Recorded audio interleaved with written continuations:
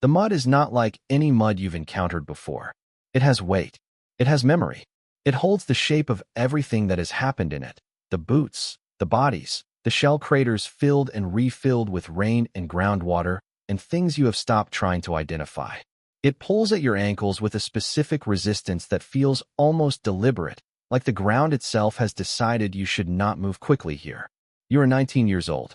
You enlisted 8 months ago in a recruitment office in Birmingham because the poster said it would be over by Christmas, and because 17 of your friends were going, and because something in you, something young and untested and not yet acquainted with what the word war actually contains, thought it would be the making of you.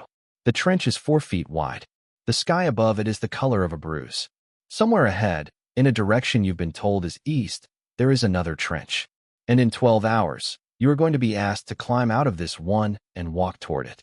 For the next few minutes, you're going to live every rank of the Western Front, from the private who arrived at the front with a rifle he's barely qualified to use, all the way to the general who moves divisions on a map in a chateau 40 miles from the nearest shell crater. Not the memorial version, not the museum exhibit version with the cleaned artifacts behind glass. The version with the mud and the noise and the mathematics of survival that every man at every rank was running constantly, consciously or not, calculating what this day would cost, what tomorrow might cost, whether the cost was going to be paid by him or by someone standing close enough to touch. Every rank in this war had its own world, its own language, its own relationship to death. Some of those worlds were underground. Some were in drawing rooms. All of them were part of the same machine. Let's go into the trench. Level 1, the private. Flanders, Belgium. Autumn 1916. The trench system you occupy has existed, in roughly this location, for 2 years. It has been improved, collapsed, rebuilt, flooded, drained, and inhabited by a succession of men whose names are in a ledger somewhere and whose boots were redistributed when they no longer needed them. Your section of the fire trench is approximately 80 yards long. It has a fire step, a raised ledge cut into the forward wall where you stand to see over the parapet. It has a drainage ditch at the bottom that is presently not draining. It has 2 dugouts cut into the rear wall, each holding 6 men, each smelling of wet wool, candle tallow, cigarettes, and the particular human density of people sleeping in a space designed for storage. You have been here for 11 days. You have not been dry for 11 days. The challenge of being a private on the Western Front is not, primarily, the German army. It is time. The attacks, the moments of acute, focused terror that the war is famous for, occupy a small fraction of the hours. The rest is maintenance of existence in a hostile physical environment, repairing the trench walls after shell damage, draining water, carrying rations up the communication trenches at night, standing watch at the fire step in 2-hour rotations at 0, 200 and 0, 400 and 0, 600, staring into no man's land for movement you hope you don't see. The routine is deliberate. Your sergeant, a regular army man who was at Mons in 1914 and has survived by a combination of competence and probability, runs the section with a precision that has nothing to do with formality and everything to do with keeping people alive through the maintenance of discipline in conditions that invite its collapse. You do what he says, exactly what he says, not because you are a naturally obedient person, because you have been here 11 days and he has been here for 2 years and the math is obvious. But here's what no one talks about. The noise. Not the shells. You've been told about the shells. The noise that nobody prepares you for is the sustained, continuous, atmospheric noise of a front that is never fully quiet. There is always something. A distant battery firing, a machine gun on a far sector, the occasional crack of a sniper's rifle, the flares that go up every few minutes from both sides and turn the sky white for 4 seconds. The noise is not always loud, but it is always present, and after 11 days, its absence, the moments when everything goes briefly quiet, is more frightening than its presence. Because quiet on the Western Front means something is about to happen. Dawn stand to. Every morning, 30 minutes before first light, the entire trench stands at the fire step with rifles ready. It is the moment of greatest attack risk, the traditional assault hour, and it is therefore the moment of most concentrated attention. You have done this 11 times. On the 12th morning, the man to your left, a 22-year-old from Coventry whose name is Thomas and who has been here 3 weeks longer than you, quietly says your name. You look at him. He nods forward. Movement in no man's land. 70 meters. A figure. Then 2. Your sergeant is already at the fire step 2 positions down. He's seen it. He raises his hand, wait. He watches for 12 seconds. Then lowers his hand. A British working party returning from a wire repair. They didn't signal correctly. Someone on the next section almost opened fire. Thomas doesn't say anything afterward. Neither do you. But the 12 seconds while your sergeant was deciding. Those 12 seconds have a texture you will carry for the rest of your life. You've survived your first month. That sounds like a low bar. On this front, in this year, it is not. The men who survive long enough get promoted. Not because the Army values their experience, because attrition creates vacancies. The next rank is not earned. It is left behind by someone who is no longer here to hold it. Level 2, the Lance Corporal. 3 months in. Your stripe was given to you by a company sergeant major who needed someone to run a 6-man section after the previous Lance Corporal took a shell fragment to the right shoulder at Thiepval. The stripe does not come with instruction. It comes with the understanding that you are now responsible for 6 men, and that understanding is the entirety of the briefing. The 6 men include 2 who have been here longer than you, which is its own complicated dynamic that you navigate through the simple principle of competence. You don't give orders about things you can't do yourself. Leadership at the lowest rank in the British Army, in a trench in 1916, means managing the distance between official orders and human capacity. The official orders come down the chain with the logic of the institutional perspective, which is to say, the logic of men who are not in the trench but are thinking about the trench as a position on a map. Those orders make sense at the scale of the map, at the scale of the trench, at the scale of 6 specific exhausted men in 4 feet of mud. They sometimes require translation. You become the translator, not by defying orders, by managing the manner of their execution with the specific knowledge of what your 6 men can and cannot sustain on a given day. The sergeant trusts you to know this. That trust is the actual content of the stripe. A working party. Night.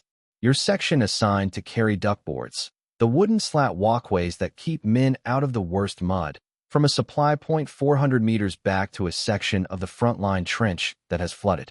The route runs through a communication trench that has been registered by German artillery. This is known. The timing is managed around the firing patterns. Halfway through the carry, the pattern changes. Shells begin falling on the communication trench 200 meters ahead. You make a decision in approximately 4 seconds. Pull the party into a shell crater to the left of the trench. Wait out the stonk. Continue when it lifts.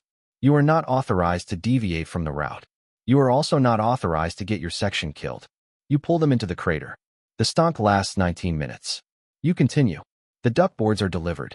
You file no report on the route deviation. Your sergeant, who sees the timeline, asks no questions. This is where most men stop. You're not going to. The men who survive long enough, and who demonstrate something recognizable as judgment, get noticed by the officers. Not with praise. The Army of 1916 doesn't work in praise. With assignments. With a particular kind of watchful attention from above that precedes the next step. The next step is a commission, which means leaving everything you know about how this war actually works, and entering a completely different war. Level 3, the second lieutenant. Officer Cadet School. 3 months. You learn parade drill, military law, tactical theory, map reading, and how to use a revolver. You learn the vocabulary of command. You learn to say men when you mean people you are responsible for and advance when you mean walk toward the machine guns. Then you return to France. As a different kind of person, officially. The uniform is different. The mess is different. Officers eat separately, sleep in slightly better dugouts, carry a revolver and a walking stick rather than a rifle. These distinctions are partly practical and partly the Army's method of maintaining the social architecture of command in conditions that would otherwise dissolve it. You are now responsible for 30 men. 23 of them are older than you. Wait, because this next part changes everything. The second lieutenant's challenge on the Western Front has a specific quality that distinguishes it from every other rank. You are the officer closest to the men and farthest from the decision-making. You receive orders from above and transmit them downward, and the orders you transmit are not always orders you believe in, and the men you transmit them to are not always men who will survive them. You will lead attacks. That is the role. You will go first over the parapet. Officers lead from the front. This is doctrine and also survival calculation. Because men who see their officer hesitate may hesitate themselves, and hesitation in no man's land is a different kind of fatal than the shells. You will write letters home for men in your platoon who cannot write. You will manage the distribution of rum before an attack. You will learn the names of 30 people and then relearn them as the names change. The learning of names and the relearning of them. That is the continuous emotional cost of this rank that the tactical manuals do not address. The Psalm, July 1916, or a day that feels identical to July 1916 in every front sector across every year of this war. 0 hour. You are on the fire step. Your whistle is in your hand. Your 30 men are behind you. The artillery barrage, which has been falling on the German lines for 7 days and has been described to you as sufficient to destroy all resistance, has lifted. You blow the whistle. You go over. What happens in the next 4 minutes is a sequence of physical facts. The ground, the wire, the noise, the men around you moving and then not moving. A German position that the barrage did not destroy. A decision to go left toward a shell crater. The arrival in the crater of yourself, and 7 of the 30 men who went over with you. In the crater, you count 7. You don't have time to process what that number means. You have a position to consolidate and a runner to send back and a report to make. You make the report. You consolidate the position. That night, in the dugout, with 7 men and 23 names that are now in a ledger, you write the first of the letters. If you survive enough of those mornings, the army eventually moves you back. Not to spare you, to use you differently.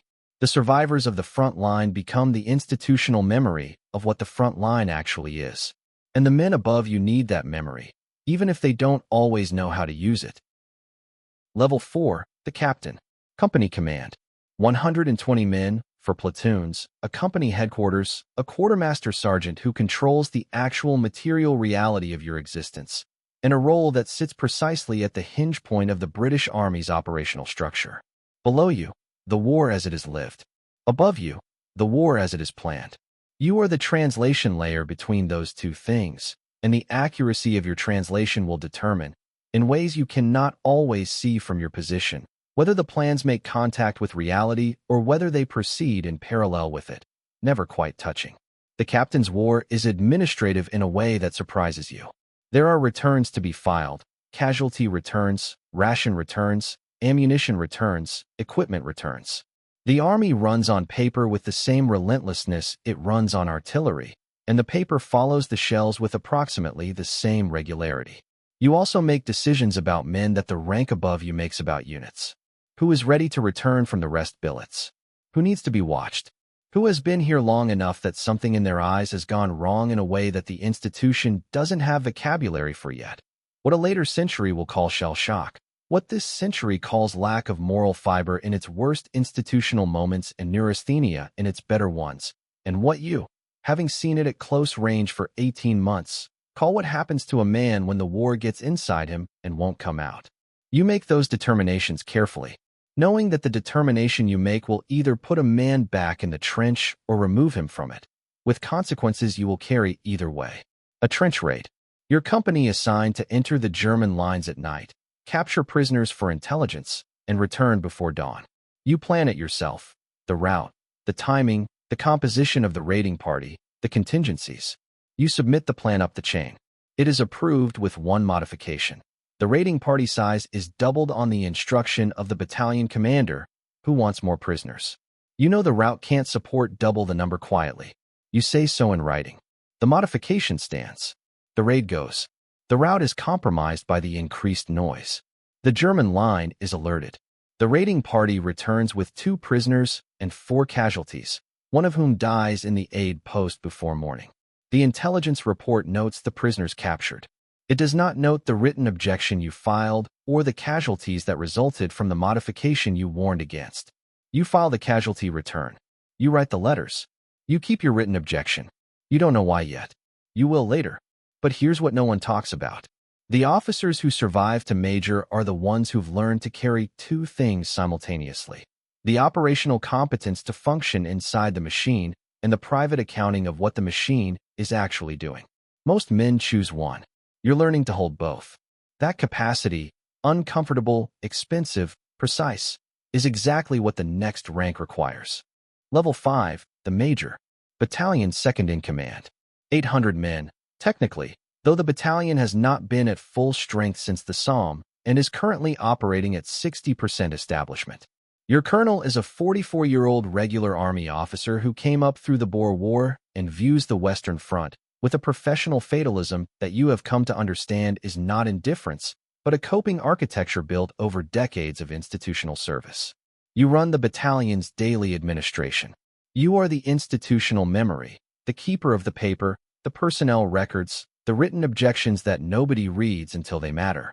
At Major, the challenge becomes systemic. You can see enough of the machine now to identify where it is generating unnecessary cost. Not the cost of the war itself, which is assumed and not questioned at this level, but the internal inefficiencies, the poor timing decisions, the inadequate intelligence, the communication failures between brigade and battalion that result in orders arriving too late or too modified to be executable as received. You work on these systematically. You build relationships with the brigade staff that allow you to flag problems before they become casualties. You develop a report format that gives the brigadier's staff the information they actually need rather than the information the standard return asks for. These are small interventions. On a front that is consuming men by the thousand, small interventions feel inadequate. You make them anyway because they are what is available to you. Your colonel is wounded in an artillery stonk at the battalion headquarters. Not at the front, at the headquarters, which tells you something about how distributed the danger is at this stage of the war. You command the battalion for 16 days while he recovers. On day 9, orders arrive for a limited attack on a specific German position. The intelligence justifying the attack is thin, a single aerial photograph and a report from a patrol that saw movement. The objective's tactical value is unclear to you. The cost calculation, based on similar operations in this sector, is not unclear. You request a meeting with the brigade commander. You present the intelligence gaps and the cost estimate. You request either additional intelligence or a revised objective. The brigade commander listens for 12 minutes. He is not hostile. He is a man managing pressures from above his level that he cannot share with you. He tells you the orders stand. You return to the battalion. You plan the attack as well as it can be planned with what you have. You minimize the exposure of the assault companies. You build in every contingency the ground allows. The attack achieves its objective. The cost is 17 casualties, 4 of them fatal. The brigade report calls it a successful limited operation. You write the letters. You keep the request for meeting record. You have a file now. The file matters. Not for accusation, for understanding. For the historical record that someone, somewhere, at some remove from this, will need to reconstruct what actually happened here. You are not yet thinking in those terms, but you are building toward them. The next rank is where the building becomes deliberate. Level 6, the Lieutenant Colonel. Battalion Command. Your battalion. Your 800 men, currently 640, pinning the next draft from the depot. The weight of this is specific and total. Every decision about this battalion's employment passes through you. The orders come from brigade. The execution comes from your company commanders. Between those 2 points is you, your judgment, your experience, your capacity to translate institutional intent into human survival with maximum fidelity. You have been on the Western Front for 26 months. You know this war in a way that cannot be replicated by time spent elsewhere. You know the specific grammar of the ground, what a particular configuration of terrain means for attack and defense, how German artillery coordinates with their infantry, how to read the color and behavior of shells to understand what battery is firing and from where. This knowledge is your primary asset and your primary responsibility, using it to keep as many of your 640 men alive as the operational requirements allow. Wait, because this next part changes everything. The lieutenant colonel's challenge is the challenge of the hinge. You are the last officer rank that is genuinely connected to the ground. The generals are at chateau level. The brigadiers are close, but not of the trench. You are the last man in the chain who can stand in the front-line trench and be recognized by the private who has been there 3 weeks. That connection is your credibility and your burden simultaneously. When orders come down from brigade that you believe will cost men unnecessarily, you have standing to object. More standing than a captain, less standing than a brigadier. You use it precisely. You pick the fights that have the clearest cost-benefit and you document everything. You've become known, in the specific network of battalion commanders in this corps, as the officer who files the accurate report rather than the favorable one. Some of your peers consider this a liability. The ones who've been here as long as you consider it the only honest response to where you are. Passchendaele, October 1917. The ground is the worst you've seen in nearly 3 years of Western Front service. The October rain has turned the crater field into a landscape that consumes men not through German action, but through the simple physics of mud and water and exhausted bodies. Your battalion is ordered to relieve a unit in the forward positions and hold for 48 hours before being rotated out. You make the relief at night. You see the men coming out of the forward positions, their condition, their faces, the way they move. You send an accurate report to brigade on the condition of the ground and the state of the men you've just relieved, with a specific recommendation about the rotation timeline. The report generates a personal visit from the brigadier the following morning. He reads your report. He walks 60 meters forward of the battalion headquarters with you, not into the forward positions, but far enough to see the ground. He adjusts the rotation timeline. 48 hours becomes 36. 12 hours is not a large number in the context of this war. To the 640 men who spend 12 fewer hours in those forward positions in that ground in October 1917, it is the only number that matters. You've spent 3 years learning how to save men inside a machine designed to consume them. The men above you, the ones who move battalions on maps, are watching. Not all of them understand what they're watching, but some of them do. Level 7, the Brigadier General. Brigade Headquarters. A farmhouse 4 miles behind the front line that is close enough to hear the guns continuously and far enough that the shells are, on most days, someone else's problem. You command 4 battalions, approximately 3,000 men when the brigade is at establishment, which it rarely is. You have a brigade major who handles the operational planning, a staff captain who handles the administration, liaison officers with the flanking brigades, and a direct line to the divisional commander who will tell you, in various ways, what the division needs your brigade to do. You have been a brigadier for 4 months. You were a lieutenant colonel for 11 months before that. The promotion was rapid by pre-war standards. By the standards of 1917, where attrition and demonstrated competence are the primary promotion mechanisms, it was normal. The brigadier's challenge is precision of scale. You are now making decisions that affect not hundreds of men but thousands, and the decisions are made with a remove from the ground that you are acutely aware of. You were in the trenches 30 months ago. You know what the orders you're issuing feel like when they arrive at company level. That knowledge is both your greatest asset and your most uncomfortable possession. The institutional pressure at brigade level is toward the operational objective, the line on the map, the position to be taken, the flank to be secured. The cost of achieving the objective is tracked in the casualty returns that come across your desk every morning. You read every one. Some of your peers review them by unit, by percentage. You read them by name, when they have names. Not because it is efficient, because it is honest. An attack ordered by division on a German position your intelligence suggests is more heavily defended than the divisional assessment indicates. You have 48 hours to plan and execute.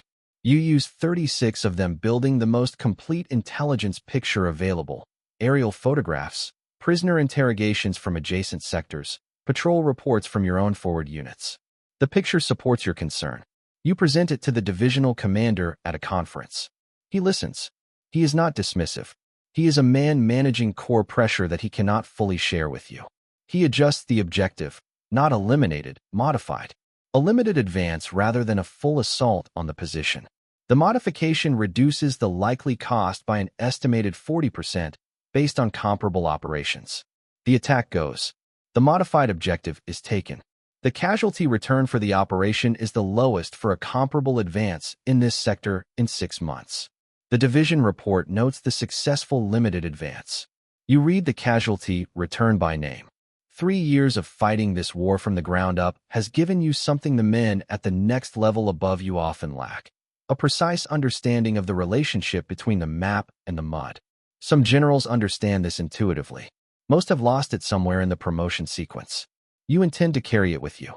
Whether the institution will let you is a different question. Level 8, the General. You've been on the Western Front for 3 years and 7 months.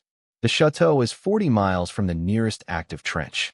It has a dining room, a library, a staff of 17 officers managing the intelligence, operations, logistics, and communications of a corps of 4 divisions, approximately 60,000 men. The room goes quiet when you walk into the morning briefing, not because of the rank alone, because the officers on your staff know that you were in the trenches on the first day of the Somme, that you commanded a battalion at Passchendaele, that the file in your headquarters safe contains 3 years of accurate reports and documented objections that form a record of what this war actually cost, written by someone who was present for the cost. You've buried men you knew, not as an abstract figure in a casualty return, men whose names you wrote letters home for, whose families you can picture from the replies that sometimes came back. You've made calls that sent men into ground you knew was wrong, and watched the casualty returns confirm what you already understood. Those calls didn't become easier with rank. They became more consequential. You've also made calls that reduced cost. The 48 hours that became 36, the modified objective, the accurate intelligence report that changed a brigadier's assessment of the ground. Small interventions. On a front that consumed men by the 100,000, small. Not nothing. You stand at the map table. The morning report shows the front line, a thick black curve across France and Belgium that has moved, in some sectors, perhaps 8 miles in either direction over 4 years of industrialized warfare. The numbers beside it are abstractions at this scale. You make yourself translate them back every morning. You make it a discipline. The war will end. Not today, but it will end. And when it does, someone will be responsible for accounting for it. Not legally, historically. The generals who leave honest records will contribute to the understanding of what happened here and why and what it cost. You've been building that record since you were a lance corporal who pulled a section into a shell crater rather than watch them die in a communication trench. The record is your legacy, not the ground taken or held. The honest accounting of what taking and holding it required. You look at the map. The line is where it was yesterday. You read the morning casualty returns. You read them by name. Somewhere in England, a 19-year-old is standing in a recruitment office. The poster says it will be over by Christmas. His 17 friends are going. Something in him, something young and untested, thinks it will be the making of him. He doesn't know what he's agreeing to. Not yet. But the trench will teach him. It teaches everyone.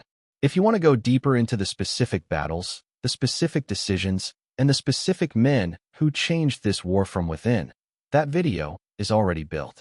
I'll see you there.